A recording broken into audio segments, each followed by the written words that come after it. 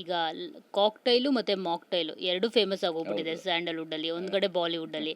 So love mocktail ಅಂತೂ 3 ಪಾರ್ಟ್ಗಳು ಕೂಡ hit ಆಗಿರುವಂಥದ್ದು. ಸೊ ಕಾಕ್ಟೈಲ್ ಕೂಡ ಅದೇ ಥರ ಹಿಟ್ ಆಗುತ್ತೆ ಅಂತ ಅಂದ್ಕೊಂಡಿದ್ದೀವಿ. ಯಾಕಂದರೆ ಏನೋ ಒಂದು ರೀತಿ ಫನ್ನಿಯಾಗಿ ಜನರನ್ನ ನಗಿಸುತ್ತೆ, ಥಿಯೇಟರ್ಗೆ ಬರೋ ಜನರನ್ನ ನಗಿಸುತ್ತೆ ಅಂತ ಅನಿಸ್ತಿದೆ ಟೀಸರ್ ನೋಡಿದ್ರೆ.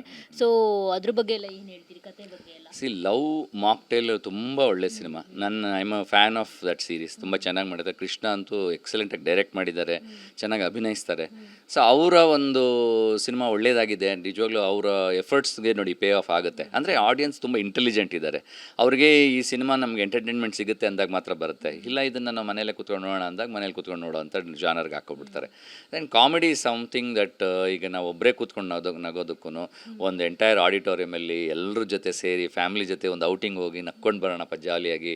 ಒಂದು ನಾಲ್ಕು ಜನ ಫ್ರೆಂಡ್ಸ್ ಹೋಗೋಣ, ಹುಡುಗಿರು ಲವರ್ಸು ಲವ್ ಬಗ್ಗೆ ಇದೆ ಒಂದು ಜೊತೆಲಿ ಹೋಗೋಣ ಅಂತೆಲ್ಲ ಡಿಸೈಡ್ ಮಾಡ್ಕೊಂಡು ಹೋಗೋದಿದೆಯಲ್ಲ, ಆ ಎಕ್ಸ್ಪೀರಿಯನ್ಸ್ ಥಿಯೇಟ್ರಲ್ಲೇ ಸಿಗೋದು. ಆ್ಯಂಡ್ ಐ ಫೀಲ್ ಈ ಟೈಟಲ್ಗೆ ಆ ಪವರ್ ಇದೆ.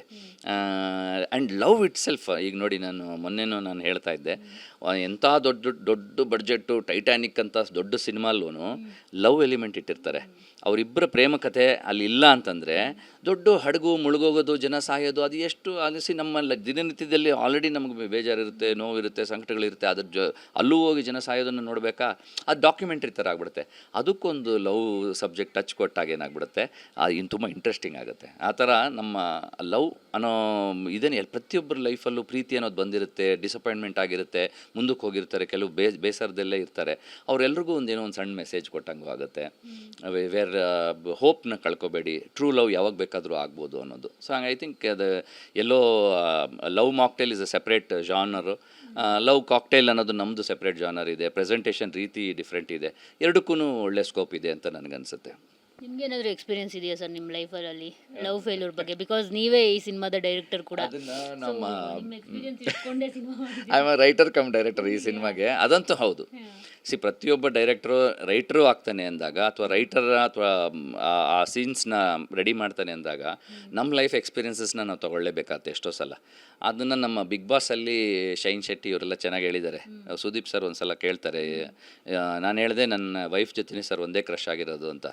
ಎಲ್ಲರೂ ನೋ ಅಂತ ಇಟ್ಕೊಬಿಟ್ಟವ್ರೆ ಪ್ಲಕ್ಕಾರ್ಡು. ಅದು ಎಸ್ ಆರ್ ನೋ ಇದರಲ್ಲಿ. ಅಂದರೆ ಏನು ರೀ ಅರ್ಥ ಅಂತ ಕೇಳಿದಾಗ, ಸಾರ್ ಅವ್ರಿಗೆ ಬಂದಲ್ಲ ಸರ್ ಕ್ರಶ್ ಆಗಿರೋದು, ಅವರು ತುಂಬ ಅವ್ರ ಕ್ರಷರೇ ಇಟ್ಕೊಂಡಿದ್ದಾರೆ ಸರ್ ಅಂತ ಹೇಳ್ತಾರೆ. ಸೊ ಐ ಫೀಲ್ ಏನೋ ದೇವ್ರ ದಯೆಯಿಂದ ನಮ್ಮ ಲೈಫಲ್ಲಿ ಒಂದಷ್ಟು ಲವ್ ಎಪಿಸೋಡ್ಸು, ಕ್ರಷಸ್ಸು ಇದ್ವು, ಡೆಫಿನೆಟ್ ಆಗಿದೆ, ಇಲ್ಲ ಅಂತ ಹೇಳಲ್ಲ. ಆದರೆ ಎಕ್ಸ್ಪೀರಿಯನ್ಸಸ್ ಕೆಲವು ಡೆಫಿನೆಟ್ಲಿ ಇದರಲ್ಲಿ ತುಂಬಿದ್ದೀನಿ. ಸೊ ಅದಾದಮೇಲೆ ನೋಡಿ, ಇವತ್ತು I am blessed with a very good wife and ಮಕ್ಕಳು, ಹ್ಯಾಪಿ ಫ್ಯಾಮಿಲಿ. ಅದು ಇದ್ದೇ ಇರುತ್ತೆ. ಅದು ಇಲ್ದಿರೇ ಹುಡುಗರ ಲೈಫಲ್ಲಿ ಆ ನಾಟಿನೆಸ್ಸು ಅದೆಲ್ಲ ಇದ್ರೇ ಮಜಾ, ಆ ಸ್ಪೈಸ್, ಎಕ್ಸ್ಪೀರಿಯನ್ಸ್ ಬಂದ್ಬಿಡುತ್ತೆ. ಟ್ರೂ ಲವ್ ಏನು ಅಂತ ಅರ್ಥ ಆಗುತ್ತೆ, ಇಲ್ಲಾಂದರೆ ಟ್ರೂ ಲವ್ ಅರ್ಥನೇ ಆಗಲ್ಲ. ಈಗ ನೀವು ಈ ಸಿನಿಮಾಗೆ ತಕ್ಕಂತೆ ಈಗ ಎಲ್ಲವನ್ನ ಮರೆತು ಮುಂದಕ್ಕೆ ಹೋಗಬೇಕು, ಲವ್ ಅನ್ನೋದೊಂದು ಫಿಯರ್ ಇತ್ತು ಅಂದರೆ ನಿಮಗೆ ಯಾವುದಾದ್ರೂ ಒಂದು ಸಂದರ್ಭದಲ್ಲಿ, ಯಾವುದಾದ್ರೂ ಒಂದು ಏಜಲ್ಲಿ ಆ ಥರ ಲವ್ ಡಿಸಪಾಯಿಂಟ್ ಆಗಿ ಬ್ರೇಕಪ್ ಆಗಿ ಅದಾದಮೇಲೆ ಲವ್ ಮಾಡೋಕ್ಕೆ ಫಿಯರ್ ಆದಂಥ ಅನುಭವ ಏನಾದರೂ ಇದೆಯಾ ಅಂತ? ಅಯ್ಯೋ ಬೇಡವೇ ಬೇಡಪ್ಪ ಈ ಲವ್ ಸಹವಾಸ ಅಂತ. ಯಾಕಂದರೆ ಅದೆಷ್ಟು ಕಿಲ್ ಮಾಡುತ್ತೆ ಲವ್ ಫೇಲ್ಯೂರ್ ಅಂತಂದರೆ, ಮತ್ತೆ ಎದ್ದೇಳಬಾರ್ದು, ಮತ್ತೆ ಯಾರ ಹತ್ರ ಯಾವ ಸಹವಾಸನೂ ಮಾಡಬಾರ್ದು, ಆ ಥರ ಕಿಲ್ ಮಾಡುತ್ತೆ. ಈಗ ಫಸ್ಟ್ ಆಫ್ ಆಲು